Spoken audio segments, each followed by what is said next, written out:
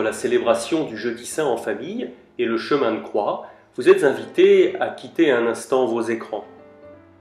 Les documents vous ont été transmis avec la feuille de semaine. Vous pourrez les tirer pour pouvoir les utiliser plus facilement. Je vous les remets ici simplement en images rapidement, avec surtout une proposition de mise en œuvre pour le Jeudi Saint en famille et pour le chemin de croix.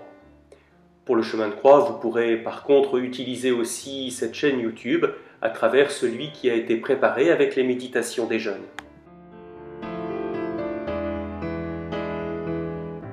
L'Église propose aujourd'hui de vivre le Jeudi Saint autour de la table du repas familial ou de votre table si vous êtes seul.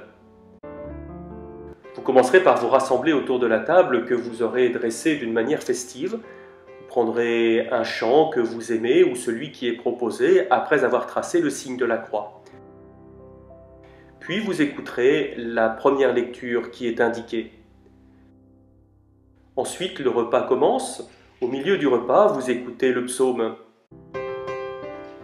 Le repas se poursuit.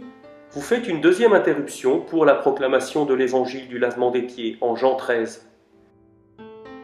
À la fin du repas, il y a une prière conclusive. Si vous êtes en famille et que vous avez des enfants en bas âge, il sera peut-être l'heure de les coucher avant de poursuivre par le temps de veiller. Après le repas, vous êtes donc invité à vous rendre dans un autre lieu de votre logement. Vous aurez disposé une croix. L'idée est de veiller avec le Christ après son repas. Pour ce temps de veille, vous pourrez préparer quelques refrains que vous aimez ou que vous aurez trouvés, par exemple des refrains de la communauté de Thésée. Vous pourrez vous inspirer des textes de méditation qui sont indiqués dans ce document. Au cours de ce temps de veillée, n'hésitez pas à laisser la place au silence et à la prière personnelle. Il y a une indication de prière conclusive après avoir récité ensemble le Notre Père. Le vendredi saint, vendredi qui précède Pâques, l'Église fait mémoire de la mort de Jésus en croix. Il y a l'office de la Passion, il sera retransmis sur la chaîne YouTube de RCF de 18h10 à 19h le soir. Dans la journée, vous pouvez aussi prier en faisant le chemin de croix.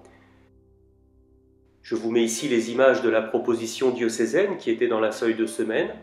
Vous pouvez aussi utiliser le chemin de croix qui est sur cette chaîne YouTube, celui qui est composé avec les méditations des jeunes.